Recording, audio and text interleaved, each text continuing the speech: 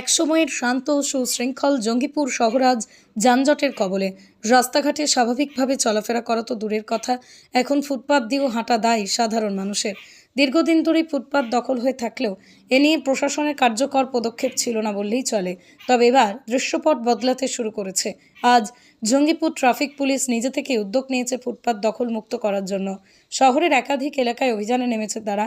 পথ চলতি মানুষ এই উদ্যোগকে স্বাগত জানালেও প্রশ্ন উঠছে, জঙ্গিপুর পৌরসভাকে সঙ্গ দেবে এই অভিযানে?